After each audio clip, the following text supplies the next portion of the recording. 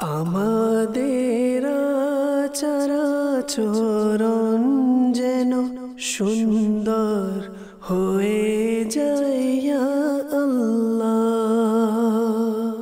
আলহামদুলিল্লাহি রাব্বিল আলামিন আসসালাতু ওয়াসসালামু আলা সাইয়্যিদিল মুরসালিন আম্মা বা'দু ফাউযু বিল্লাহি মিনাশ শাইতানির রাজীম বিসমিল্লাহির রহমানির রহিম আসসালাতু ওয়াসসালামু আলাইকা ইয়া রাসূলুল্লাহ ওয়া আলা আলিকা ওয়া আসহাবিকা ইয়া হাবিবাল্লাহ আসসালাতু ওয়াসসালামু আলাইকা ইয়া নবিয়াল্লাহ ওয়া আলা আলিকা ওয়া আসহাবিকা ইয়া নূরাল্লাহ। মাদানী চ্যানেলের দর্শক শ্রোতা, আলহামদুলিল্লাহ আবারও উপস্থিত হয়েছি অনুষ্ঠান ম্যানার্স নিয়ে। যে যেখান থেকে আমাদের অনুষ্ঠান দেখছেন, দূরে কিংবা কাছে, দেশে কিংবা প্রবাসে, সকল দর্শককে জানাই আন্তরিক মোবারকবাদ।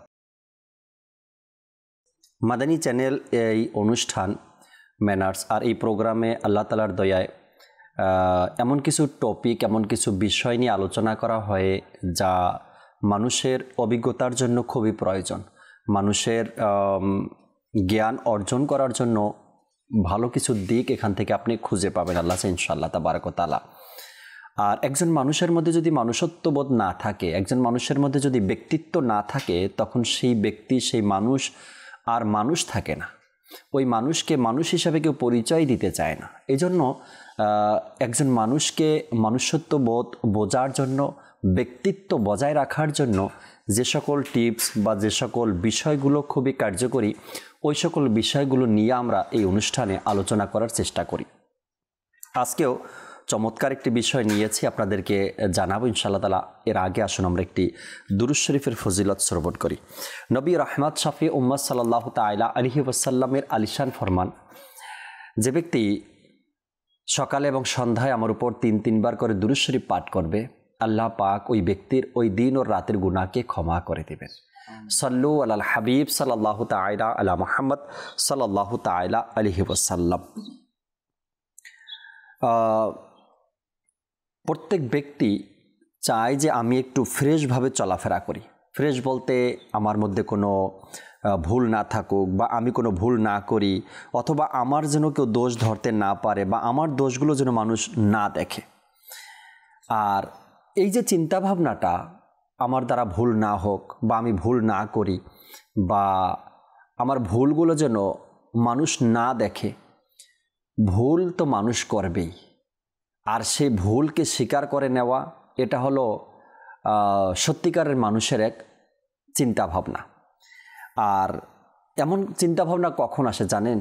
যে আমার ভুলগুলো যেন কেউ না দেখে, বা আমার ভুলগুলো যেন কেউ না ধরে, বা কেউ আমার ভুল নিয়ে কথা না বলে। এই সকল কথাবার্তা ওই সকল ব্যক্তিরা বলতে পারে বা চিন্তাভাবনা করে যাদের অন্তর অপরিচ্ছন্ন। তারা এমন ধরনের চিন্তাভাবনা করে।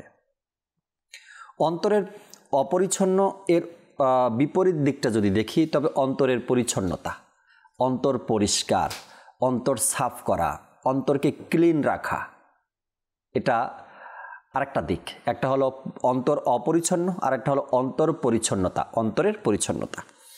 আজকে আল্লাহ ইনশাআল্লাহ তাবারক ওয়া তাআলা অন্তরের পরিচ্ছন্নতা নিয়ে কিছু কথা, কিছু আলোচনা আপনাদের সামনে করার চেষ্টা করব। কেননা বিজ্ঞ ব্যক্তিরা যারা নিজের অন্তরকে পরিষ্কার পরিচ্ছন্ন করতে পারছেন, যারা নিজের অন্তরকে পরিচ্ছন্নতা করতে পারছেন, ওই সকল ব্যক্তিদের কিছু আলোচনা যখন আমরা জানব বা শুনব, তখন এই বিষয়গুলো আমাদের সামনে একদম ক্লিয়ার হয়ে যাবে বা স্পষ্ট হয়ে যাবে যে অন্তর পরিচ্ছন্ন থাকার ব্যাপারে কেমন কেমন সুযোগ সুবিধা রয়েছে। কোরআনে পাকের মধ্যে কয়েকটি আয়াতে কারিমার মধ্যে আপনি খুঁজলে পাবেন আল্লাহ তাবারক ওয়া তাআলা অন্তরের পরিচ্ছন্নতার ব্যাপারে ইরশাদ করেছেন। হাদিসে মোবারকার মধ্যেও অন্তরের পরিচ্ছন্নতার কথা নবী পাক সাল্লাল্লাহু আলাইহি সাল্লাম ইরশাদ করেছেন। অন্তর পরিচ্ছন্ন যদি থাকে একজন ব্যক্তির, অর্থাৎ পরিষ্কার থাকে, ক্লিন থাকে, ওই ব্যক্তির চিন্তাভাবনা কেমন থাকে একটু আপনাদেরকে শোনাই। এরপরে বিজ্ঞ মোবাল্লিগে দাওয়াত ইসলামী আমাদের মিরাজ ভাই আমাদের সাথে আছেন, এবং শরীফ মাদানী ভাইও আছেন। আমরা তাদের থেকে আলোচনাগুলো শুনব ইনশাআল্লাহ তাআলা। যাদের অন্তরের পরিচ্ছন্নতা অর্জন হয়, যাদের অন্তর পরিষ্কার থাকে, তাদের ব্যাপারে একটু করে আমি আপনাদেরকে আইডিয়া দিব। কোনো এক ব্যক্তি সে আপনাকে কথা দিল বা ওয়াদা দিল যে ভাই আগামীকাল সকাল 10টায় আপনার সাথে আমি দেখা করব আপনার অফিসে, বা আপনি আমার অফিসে আসবেন, আমি 10টা বাজে অফিসে থাকব। আপনি ওই ব্যক্তির দেওয়া টাইম মোতাবেক জায়গা মতো পৌঁছে গেলেন, লোকেশন মোতাবেক আপনি পৌঁছে গেলেন ওই ব্যক্তির দেওয়া টাইম মোতাবেক, কিন্তু সেই ব্যক্তি আসেনি। যে ব্যক্তি আসেনি সে কেন আসেনি এই বিষয়টা আমি তুলব না এখানে, আমি তুলব আপনার বিষয়টা। আপনি তার দেওয়া টাইম মোতাবেক, তার দেওয়া লোকেশন মোতাবেক আপনি পৌঁছে গেছেন সকাল 10টায়। যার অন্তর পরিচ্ছন্ন রয়েছে, যার অন্তর পরিষ্কার রয়েছে, যার অন্তর ক্লিন রয়েছে, যার অন্তরের মধ্যে বিন্দু পরিমাণও এদিক সেদিক নেই, 19-20 নেই, ওই ব্যক্তির ব্যাপারটা এমন হবে সে সঠিক টাইমে এবং সঠিক লোকেশনে পৌঁছানোর পরে সে বলবে, আল্লাহ, যে ব্যক্তি আসার কথা সে এখনও আসে নাই, হয়তোবা এই ব্যক্তির সাথে কোনো দুর্ঘটনা ঘটেছে, এই ব্যক্তি কোনো বিপদে পড়েছে, এই ব্যক্তি হয়তোবা ভুলে গিয়েছে, হয়তোবা এই ব্যক্তি হসপিটালে, হয়তোবা তার কোনো আত্মীয় স্বজন হসপিটালে। অর্থাৎ ওই ব্যক্তির একটা দোষ না খুঁজে 99টা অজুহাত খুঁজবে সে কেন এখানে আসতে পারেনি। আর এই কাজটা তার দ্বারাই হবে যে ব্যক্তি নিজের অন্তরকে পরিচ্ছন্ন করতে পারবে। ইনশাআল্লাহ তাবারক ওয়া তাআলা দীর্ঘ সময় আজকে আলোচনা করব অন্তরের পরিচ্ছন্নতা নিয়ে, এবং আপনাদের কল আর SMS-গুলো অনুষ্ঠানে অ্যাড করার চেষ্টা করবো আল্লাহ ইনশাআল্লাহ তাআলা। মিরাজ ভাই আমাদের সাথে আছে। মিরাজ ভাই কেমন আছেন? আলহামদুলিল্লাহ, ভালো আছেন? জি, আল্লাহ তাআলার দয়া, আলহামদুলিল্লাহ রাব্বিল আলামিন। মিরাজ ভাই, আজকের বিষয় তো শুনতেই পেরেছেন, ম্যানার্স প্রোগ্রামে অন্তরের পরিচ্ছন্নতা, এটা মুমিনের জন্য অনেক বড় একটা, নিজের অন্তরকে পরিষ্কার করা এটা মুমিনের জন্য অনেক বড় একটা কাজ, একটা দায়িত্ব, যে আমার অন্তরকে কিভাবে আমি পরিষ্কার করতে পারি। আর অপরিচ্ছন্ন অন্তর নিয়ে সমাজে ঘোরাফেরা, হাজার মানুষ ঘুরতেই আছে, কিন্তু সেই হাজারো মানুষের মধ্যে একজন মুমিন ব্যক্তি নিজের অন্তরকে পরিচ্ছন্ন রাখবে, পরিষ্কার রাখবে, এটা আল্লাহ তাআলার অনেক বড় এক নিয়ামত। কিছু আলোচনা যদি শোনাতেন আমাদের। আলহামদুলিল্লাহ রাব্বিল আলামিন, আসসালাতু ওয়াসসালামু আলা সাইয়্যিদিল মুরসালিন। অত্যন্ত সুন্দর একটি অনুষ্ঠান ম্যানার্স। জি, ম্যানার্স আসলে সবার থাকা প্রয়োজন। ম্যানার্স না থাকলে তাকে যোগ্য হিসাবে গণ্য করা হয় না সমাজের মধ্যে, কারণ ম্যানার্স নিয়ে চলতে হয়। প্রতিটি প্ল্যাটফর্মে, প্রতিটি ক্ষেত্রে আমাদেরকে ম্যানার্স বজায় রাখতে হবে, কারণ প্রত্যেকটি স্থানে নির্দিষ্ট একটি সীমাবদ্ধ আছে এবং সীমা লঙ্ঘনকারীকে আল্লাহ তাআলা পছন্দ করেন না। আলহামদুলিল্লাহ, সে ধারাবাহিকতায় এই ম্যানার্স অনুষ্ঠানটি আশা করি দর্শকদের জন্য ফলদায়ক হবে ইনশাআল্লাহ আজ্জা ওয়া জাল। আমরা ম্যানার্স শিখতে পারবো অনেক কিছু ইনশাআল্লাহ।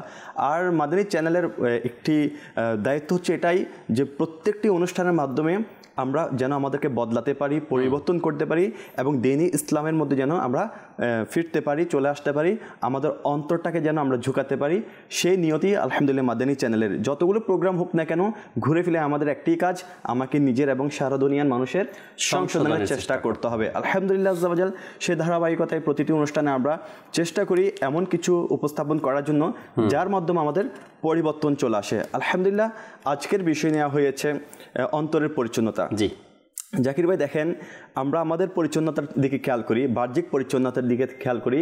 যখন আমরা বাহ্যিক পরিচ্ছন্নতা আমরা বজায় রাখি না, সৌন্দর্য বৃদ্ধি হয় না, এবং মানুষ আমাদেরকে এই অসৌন্দর্যতার কারণে অনেক সময় দূরে ঠেলে দেয় এবং আমাদেরকে অপ্রিয় করে দেয়।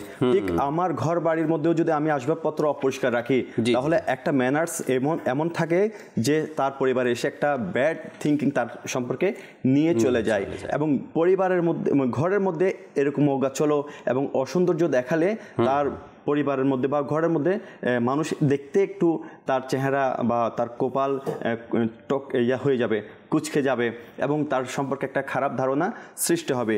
সেভাবে আমরা চেষ্টা করি আমাদের ঘরকে সুন্দর রাখার জন্য। কেন? কোনো মেহমান আসলে সে পরিচ্ছন্নতা দেখে একটা ভালো ধারণা করবে। আমরা আমাদের দৈনন্দিন জীবনে অনেক কিছুই আমরা করি, ক্ষেত্রফলে আমরা করার সময় অনেক কিছু বজায় রাখার চেষ্টা করি যাতে মানুষ আমাদেরকে ভালো বলুক, এবং আমরা এই ভালো কাজটা এই জন্য করি যে মানুষের চোখে সর্বোত্তম হতে পারি। কিন্তু কুরআনুল কারীম বা হাদিসে মুবারাকার মধ্যে সর্বোত্তম ব্যক্তির ব্যাপারে আল্লাহ নবী রাসূলুল্লাহ আরবি সাল্লাল্লাহু তাআলা ইসলাম একটি হাদিসে মুবারাকা বর্ণনা করেছেন, যেটি সারমর্ম অনেকটা এরকম।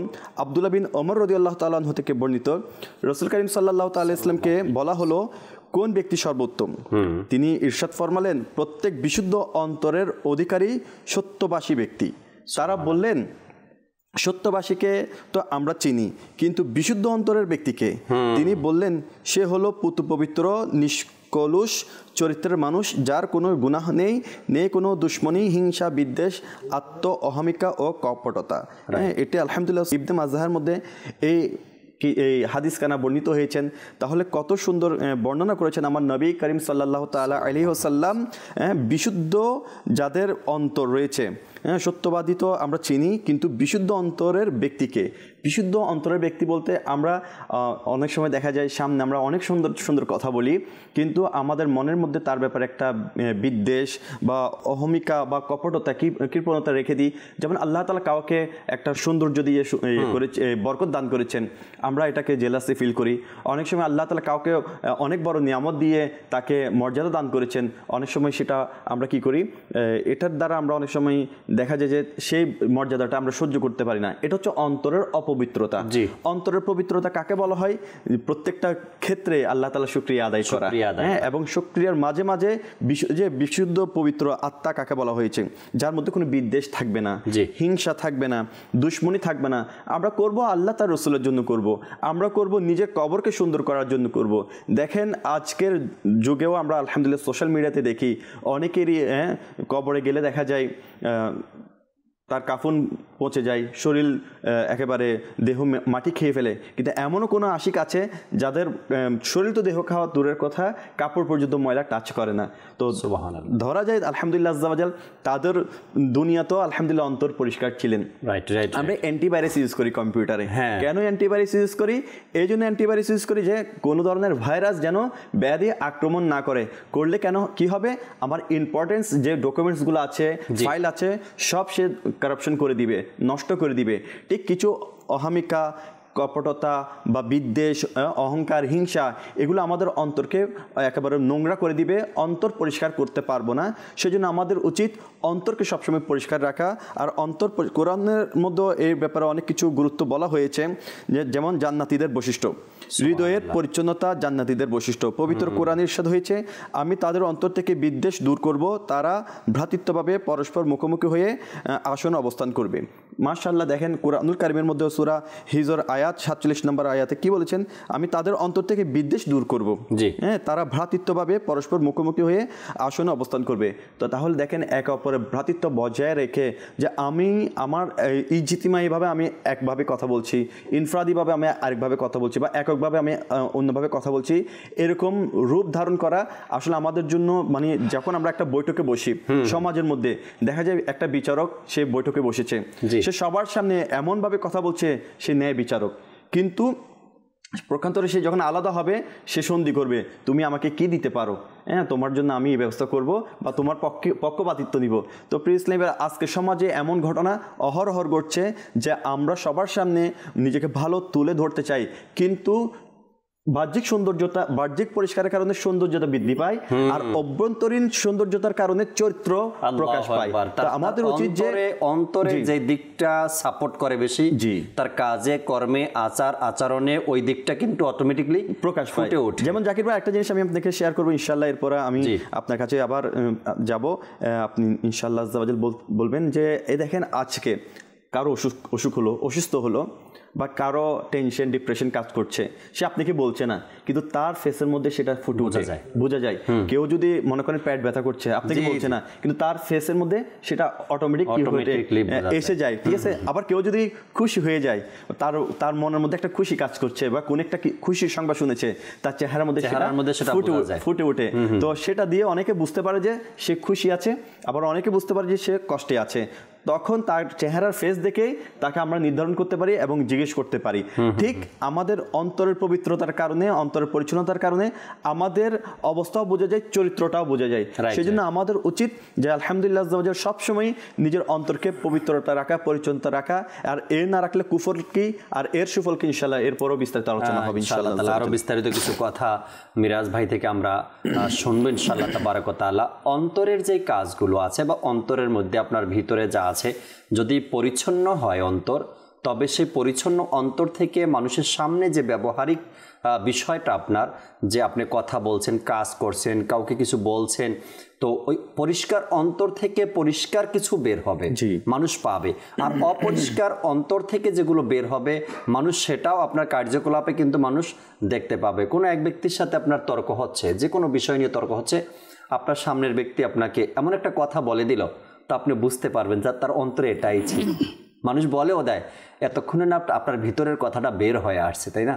তো আপনার অন্তরে যা আছে সেটা একদিন না একদিন কিন্তু প্রকাশ্যে চলেই আসবে। জাকির ভাই, একটা জিনিস কি, কখনো এরকম নিয়ত থাকা ভালো না বা কোনো কিছু করা উচিত নয়।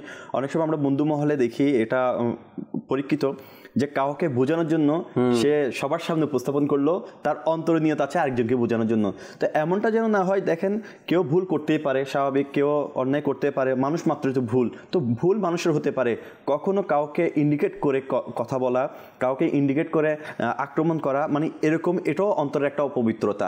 তো আমরা যা করব আল্লাহ তার রাসূলের জন্য করব, আর আমাদের সাথে যদি কোনো অন্যায় হয়ে যায় মাফ করে দেওয়া, এটা অন্তরের একটা পবিত্রতা জায়গায় স্থান নিয়ে নেয়। ইনশাআল্লাহ আমরা এটাও করার চেষ্টা করব ইনশাআল্লাহ। সুন্দর অন্তর থেকে মাফ করে দেওয়া, ক্ষমা করে দেওয়ার বিষয়গুলো তাড়াতাড়ি অ্যাকসেপ্ট করে নিতে পারে। শরীফ মাদানী ভাই আমাদের সাথে আছেন, কিছু আলোচনা, কিছু কথা যদি আজকের বিষয় নিয়ে, অন্তরের পরিচ্ছন্নতা নিয়ে যদি জানাতেন।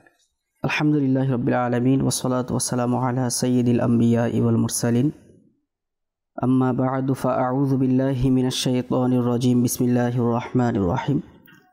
জাকির ভাই, আজকে যে বিষয়টি নিয়েছেন অন্তরের পরিচ্ছন্নতা, এই বিষয়টা খুবই গুরুত্বপূর্ণ, কারণ এই বিষয়টার সাথে আখিরাত রিলেটেড। রাইট। অন্তর আর হলো জবান, দুইটা যদি এক না হয় মানুষ সমাজেও দাম পায় না, মানুষ সমাজেও অপমানিত হয়। তাই অন্তরের সম্পর্কটা শুধু দুনিয়ার সাথে নয়, অন্তরের সম্পর্কটা আখিরাতের সাথেও। আর অন্তরটা অর্থাৎ কলবটা কতটা গুরুত্বপূর্ণ আমরা যদি হাদিসে পাকে দেখি, আল্লাহ নবী সাল্লাল্লাহু তাআলা আলাইহি ওয়া সাল্লাম বলেন, আলা ওয়া ইন্না ফিল জাসাদি মুদগাতান ইযা সলুহাত সলুহাল জাসাদু কুল্লুহু ওয়া ইযা ফাসাদাল জাসাদু কুল্লুহু আলা ওয়াহিয়াল কলব।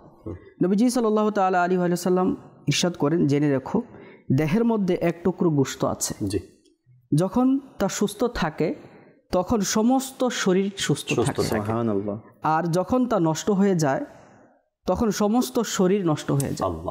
নবীজি তখন বলেন ওই জিনিসটা হলো কলব। কলব এমন একটা জিনিস, কলব যদি আমাদের নষ্ট হয়ে যায় তাহলে আমাদের পুরা জীবনটাই বেঁচে যাবে। কারণ কলব নষ্ট হওয়ার অনেকগুলো কারণ আছে। কলব সম্পর্কে কোরআনুল কারীমের মধ্যে বিভিন্ন আয়াতে এসেছে, বিভিন্ন প্রকারের কলব রয়েছে। এক হলো বিনম্র অন্তর, অর্থাৎ যার অন্তরটা নরম। সুবহানাল্লাহ। কার অন্তর নরম? যে অন্তর আল্লাহ তাআলার প্রতি পূর্ণরূপে অর্পিত থাকে, আল্লাহর বিধিবিধানের পূর্ণরূপে বিশ্বাসী, তাকে বলা হয় বিনম্র অন্তর। এই সম্পর্ক কোরআনুল কারীমের মধ্যে এসেছে। আরেকটা অন্তর যদি আমরা দেখি, সুস্থ হৃদয়, যে অন্তর সব ধরনের খারাপি থেকে সুস্থ থাকে, অর্থাৎ ওই অন্তরটা সব ধরনের খারাপি, শিরিক, বিদাত, কুফরি সকল কিছু থেকে পাক পবিত্র থাকে। এই অন্তর সম্পর্কে কোরআনুল কারীমে এসেছে, তবে যে ব্যক্তি আল্লাহর কাছে উপস্থিত হবে সুস্থ মন নিয়ে সে মুক্তি পাবে।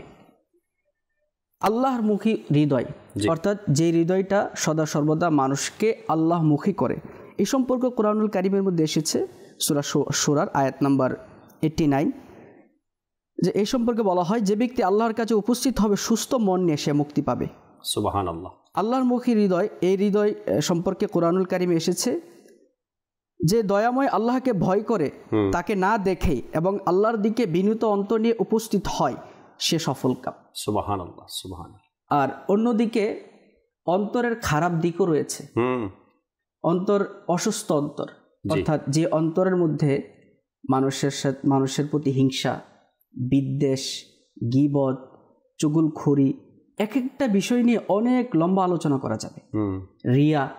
রিয়া সম্পর্কে যদি আমরা হাদিসে মুবারাকা স্টাডি করে, ওখানে একটা হাদিস আছে যার সারাংশ হচ্ছে আল্লাহ নবী সাল্লাল্লাহু আলাইহি সাল্লাম ইরশাদ করেন, কিয়ামতের দিন আল্লাহ পাক রব্বুল আলামিন সর্বপ্রথম একজন শহীদকে ডাকবে, শহীদকে ডেকে বলবে যে তুমি দুনিয়াতে শহীদ হয়েছ, কি উদ্দেশ্য ছিল? তখন শহীদ বলবে আমি আল্লাহ তোমার সন্তুষ্টির জন্য শহীদ হয়েছি। দেখেন এখানেও কিন্তু কলবের সাথে রিলেটেড। বলবে যে আমি তোমার সন্তুষ্টির জন্য শহীদ হয়েছি। তখন আল্লাহ পাক রব্বুল আলামিন বলবে যে না, তোমার অন্তরে এটা ছিল না, তোমার বাহ্যিকভাবে ছিল যে মানুষ তুমি দেখিয়েছো মানুষকে যে মানুষ যেন তোমাকে শহীদ বলে, কিন্তু তোমার অন্তরে ছিল মানুষ যেন তোমাকে কি বলে, শহীদ বলে।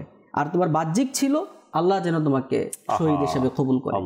তখন আল্লাহ পাক রব্বুল আলামিন ফেরেশতাদেরকে হুকুম দিবে এই বান্দাকে উল্টো করে, অর্থাৎ তার মুখকে নিচে করে, পাকে উপরে করে, অধোমুখী করে তাকে যেন জাহান্নামে নিক্ষেপ করে। পরবর্তীতে আল্লাহ পাক রব্বুল আলামিন একজন আপনার আলিম সাহেবকে ডাকবে, বলবে তুমি দুনিয়াতে ইলম শিখেছো, মানুষকে জ্ঞান দিয়েছো, কেন, কারণ কি ছিল, রিজন কি ছিল? তখন আলিম বলবে আমি আল্লাহ তোমার সন্তুষ্টির জন্য ইলম অর্জন করেছি। আল্লাহ পাক রব্বুল আলামিন বলবে যে না, তুমি মিথ্যা বলছো, তুমি ইলম অর্জন এই জন্য করেছো মানুষ যেন তোমাকে আলিম বলে, আর মানুষ তোমাকে দুনিয়াতে আলিম বলে ফেলেছে। যা প্রতিদান তারা দিয়ে দিয়েছে। হ্যাঁ, তুমি যে প্রতিদান চেয়েছিলে মানুষ তোমাকে সেই প্রতিদান দিয়ে দিয়েছে। সুতরাং তুমি মিথ্যে বলেছো, মানুষের জন্য তুমি যা করেছো মানুষ তোমাকে সবকিছু দিয়ে দিয়েছে। তখন ফেরেশতাদেরকে আল্লাহ পাক রব্বুল আলামিন হুকুম দিবে যে তাকেও কি করো, জাহান্নামে নিক্ষেপ করো। তারপর একজন দানশীলকে নিয়ে আসবে, দানশীলকে বলবে যে তুমি যে দান করেছো আমার রাস্তায়, খয়রাত করেছো, কি চেয়েছো, কি ছিল তোমার অন্তরে? তখন সে বলবে আমি আল্লাহ তোমার সন্তুষ্টির জন্য দান করেছি। ফেসে যাবে। তখন আল্লাহ পাক রব্বুল আলামিন বলবে যে না, তোমার অন্তরে এটা ছিল না, তোমার অন্তরে ছিল মানুষ যেন তোমাকে দানশীল বলে। এখান থেকে আমরাও যারা ইলম অর্জন করছি বা আলিম হয়েছে, আল্লাহ পাক রব্বুল আলামিন তৌফিক দিয়েছেন, আমাদেরকেও একটু চিন্তা করা উচিত, আমরা নিজেদেরকে নিয়েও একটু ভাবা উচিত যে আমরা যে আলিম হয়েছি বা ইলম শিখছি বা দান করছি, এর উদ্দেশ্য কি, অন্তরে আমার কি আছে। প্রতিটা কাজ, অন্তরের পরিচ্ছন্নতা যদি না থাকে, প্রতিটা কাজেই হুজুর আমাদেরকে আগে আমার অন্তরকে পরিষ্কার করতে হবে। প্রতিটা কাজ করার পূর্বে কেবলা শাইখে তরিকাত আমির আহলে সুন্নাত দামাত বারকাতুহুল আলিয়াকে দেখবেন যখন মাদানী মুজাকারাতে আসেন, তো মাদানী মুজাকারাতে আসার আগে তার রুমের মধ্যে একটা সাইনবোর্ড লাগানো আছে, আর ওই সাইনবোর্ডের দিকে তিনি আগে ওখানে গিয়ে দাঁড়ান, আমি কেন যাচ্ছি মাদানী মুজাকারাতে? বড় আলিম পরিচয় দেওয়ার জন্য, বড় মুফতি পরিচয় দেওয়ার জন্য, কি পরিচয় দেওয়ার জন্য? আগে ওখানে ভালো ভালো নিয়ত করে, অন্তরটাকে, কল্পটাকে পরিষ্কার করে, সাফ করে, এরপরে জনসাধারণের সামনে আসে যে আমি কোন কোন নিয়তগুলো। প্রত্যেকটা কাজ, আপনি 5 ওয়াক্ত নামাজ পড়ছেন, তো হয়তোবা নামাজে আসার আগে শয়তানের ধোকায় পড়ে কারো না কারো অন্তরে এই চিন্তাভাবনা আসতে পারে, আমি সমাজ পরিচালনা করি, আমি মাতব্বার আছি, আমি নেতা আছি, আমি বড় ভাই আছি, বা আমার মুখে দাঁড়িয়ে আছে, বা আমি হজ করে আসছি, আমি যদি নামাজে না যাই তো মানুষ কি বলবে? মানুষ খারাপ বলবে। আমার ছেলে আলিমে দিন, আমার ছেলে হাফিজ, আমি যদি নামাজ না পড়ি, মসজিদে না যাই তো মানুষ কি বলবে? এই যে অন্তরটা আছে না আপনার, এটাই অপরিচ্ছন্ন, এটা পরিষ্কার অন্তর না। পরিষ্কার অন্তর থেকে কখনো কাউকে দেখানোর জন্য ইবাদত করার নিয়ত আসতে পারে না। কোরআনে পাকের মধ্যে আল্লাহ তাবারক ওয়া তাআলা আপনার এই অন্তরের ব্যাপারে এতগুলো আয়াত নাজিল করেছেন, আর বেশিরভাগ জায়গাতেই আল্লাহ তাআলা ইরশাদ করেছেন তোমাদের এই অন্তরের খবরও আমার কাছে আছে, অন্তরে তোমাদের কি আছে। এই জন্য অন্তরকে পরিষ্কার করা এটা খুবই জরুরি একটা কাজ। এখানে কোরআনে পাকের মধ্যে আসছে যে আল্লাহ তাবারক ওয়া তাআলা কোরআনে পাকের সূরা বাকারার 235 নম্বর আয়াতের মধ্যে আল্লাহ তাআলা ইরশাদ করেছেন যে আর জেনে রেখো যে আল্লাহ তোমাদের অন্তরের বিষয়ও জানেন। জেনে রাখো তোমাদের অন্তরের বিষয় আল্লাহ জানেন। সূরা আলে ইমরানের 119 নম্বর আয়াতে পাকের মধ্যে আল্লাহ তাবারক ওয়া তাআলা চমৎকারভাবে এখানেও অন্তরের কথা তুলে ধরেছেন। নিশ্চয়ই আল্লাহ অন্তরের বিষয় সম্পর্কে বিশেষ অবগত। এরপরে সূরা আলে ইমরানের 154 নম্বর আয়াতে পাকের মধ্যে আল্লাহ তাবারক ওয়া তাআলা মানুষের অন্তরের ব্যাপারে এখানেও ইরশাদ করে দিয়েছেন যাতে আমরা সতর্ক হই। আল্লাহ বলেন আর আল্লাহ অন্তরের লুকায়িত বিষয় সম্পর্কেও অবগত। আল্লাহ অন্তরে যে লুকায়িত বিষয়গুলো জানিয়ে চিন্তা করছি আল্লাহ তা জানেন। এরপরে সূরা নিসা আয়াত নম্বর 63 মধ্যে আল্লাহ তাবারক ওয়া তাআলা ইরশাদ করেছেন এখানেও অন্তরের বিষয় আল্লাহ নিয়ে এসেছে। তারাই ওই সব মুনাফিক ও বিপর্যয় সৃষ্টিকারী লোক যাদের অন্তরের সব কিছু আল্লাহ খুব ভালোভাবে অবগত আছেন। এখানে আল্লাহ তাআলা অন্তরের প্রত্যেকটা বিষয় আল্লাহ তাআলা অবগত আছেন এটা বলে দিয়েছেন। সূরা নিসা 135 নং আয়াতে পাকের মধ্যেও আল্লাহ তাবারক ওয়া তাআলা মানুষের অন্তরের ব্যাপারে ইরশাদ করেছেন। এরপরে সূরা মায়েদার মধ্যে আল্লাহ তাআলা ইরশাদ করেছেন অন্তর নিয়ে। এই যে অন্তরের বিষয়গুলো যেহেতু আল্লাহ তাআলা জানেন, আমাকে আমার অন্তর সাফ রাখতে হবে, আমাকে আমার অন্তরকে ক্লিয়ার রাখতে হবে। আমি যদি অন্তরকে ক্লিয়ার রাখতে না পারি, সাফ রাখতে না পারি, পরিচ্ছন্নতা অর্জন করতে না পারি, সেই অপবিত্র অপরিচ্ছন্ন অন্তর থেকে কখনো ভালো চিন্তাভাবনা আসবে না। কোনো ব্যক্তিকে দেখলাম সে একটু এক পায়ে ভর দিয়ে হাসছে, অপরিচ্ছন্ন অন্তর যাদের আছে তারা বলবে দেখো একটু আগে দেখলাম ভালো মানুষ, এখন দেখো কিভাবে হাসছে। কোনো ব্যক্তিকে দেখবে সে একটু ময়লা কাপড় বা ছিঁড়া কাপড় পরে আসছে, বলবে দেখো এত কিছু আছে তারপরেও কেমন কাপড় পরে আসছে, কিপটামি করছে, মানে কিপটামি করছে। ওই যে অপরিচ্ছন্ন অন্তর থেকে কখনো মানুষের ব্যাপারে ভালো চিন্তা ভাবনা, ভালো ধারণা আসবে না। আর আল্লাহ তাবারক ওয়া তাআলা কোরআনে পাকের যেখানে অন্তরের বিষয়গুলো আলোচনা করছেন, প্রায় জায়গাতেই আল্লাহ বলছেন আমি তোমাদের অন্তরের খবর জানি। এই যে আজকে আমরা তালি জোড়া পরা সুন্নতে মুবারাকা, এই সুন্নতের উপর থেকে আমরা দূরে সরে যাচ্ছি। কারণ কেন? আমরা ফ্যাশনকে, মডার্নকে প্রাধান্য দিতে গিয়ে এই যে তালি জোড়া ড্রেস পরলে অন্তর নরম হয়, বিনয় হয়, হ্যাঁ, ইবাদতে স্বাদ বাড়ে। কিন্তু আজকে আমরা অহংকার বশত অনেক কাপড় পরছি যেগুলো আমাদেরকে দাম্ভিকতা দেখায়, যেগুলো আমাদেরকে মর্যাদার আসনে বসাতে চাই। আলহামদুলিল্লাহ আল্লাহর ওলিরা, যেমন ইব্রাহিম বিন আদহামের কথা আমরা অনেকবারই মাদানী চ্যানেলের মধ্যে শুনেছি, যিনি রাজত্ব ছিলেন, শাহী রাজত্ব ছেড়েই তিনি ইবাদত, রিয়াজত, মুশাহেদা, মুনাজারা করার জন্য চলে গিয়েছেন গহীন জঙ্গলে। অনেক বছর ফিরে আসার পর কেউ যখন তাকে জিজ্ঞেস করা হলো যে হ্যাঁ রে, ইনি আমির ছিল, এখন কি করলো, ফকিরি জীবন ধরলো। তো এটা দেখার পর তিনি সুই কি করলো, নদীতে ফেলে দিল একটা সুই, যে সুই দিয়ে তিনি কাপড় শিলাচ্ছিলেন, তার তিনি ছেঁড়া কাপড়।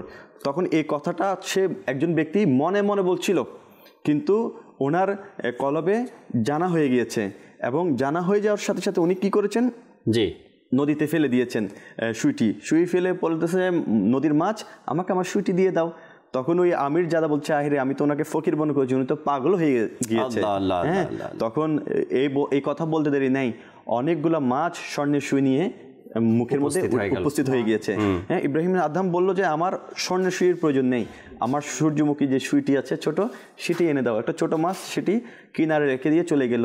তখন ওই আমিরজাদাকে বললো, আমার ওই রাজত্ব উত্তম ছিল নাকি আল্লাহ তাআলাকে আমি রাজি করার জন্য নিজেকে গোলাম ফকির বানিয়েছি, আর আল্লাহ তাআলা সমগ্র মাখলুকাত আমার গোলাম বানিয়ে দিয়েছেন, সে রাজত্ব উত্তম। আমরা আজকের দুনিয়ার রাজত্ব এটা দেখছি, যেটি আমাকে ক্ষণস্থায়ী দুনিয়াতে ধ্বংস করে দিবে, এর রাজত্বেই আমি নিজেকে কি করছি, প্রাধান্য দিচ্ছি। অথচ আমরা দুনিয়ার রাজত্বকে প্রাধান্য দিতে গিয়ে, আজকে দুনিয়ার রাজত্বের উপরে প্রাধান্য দিতে গিয়ে পরকালীন রাজত্বকে আমরা বিলীন করে দিচ্ছি, যেটি আমাকে একেবারে পরবর্তীকালীন আজীবন আমাকে যে সুখ শান্তি দিবে, সেটি একমাত্র অহংকারের কারণে, দাম্ভিকতার কারণে, অন্তরে কপটতা, হিংসা, বিদ্বেষ রাখার কারণে, আজকে আমাদের অন্তর পরিষ্কার রাখতে না পারার কারণে আমরা পরকালকে আস্তে আস্তে ধ্বংস করে দিচ্ছি, অথচ দুনিয়াকে আমরা আপন করে নিচ্ছি। নিজে জেনে শুনেই কিন্তু নিজের এই দুর্ভোগকে আমরা ডেকে আনছি। দর্শক শ্রোতা, আজকে আলোচনা শুনছি অন্তরের পরিচ্ছন্নতা নিয়ে। এক চমৎকার কিতাব আপনাদেরকে দেখাবো ইনশাআল্লাহ তাবারক ওয়া তাআলা স্ক্রিনে।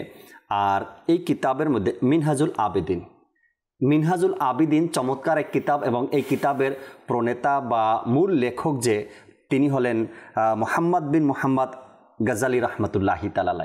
এই কিতাব আলহামদুলিল্লাহ আল্লাহ তাআলার দয়া অনেক চেষ্টার পরে আমাদের মজলিস এটা প্রকাশনা করার সুযোগ হয়ে গিয়েছে আলহামদুলিল্লাহ। মাকতাবাতুল মদিনা কিতাবটি পাবেন আপনারা।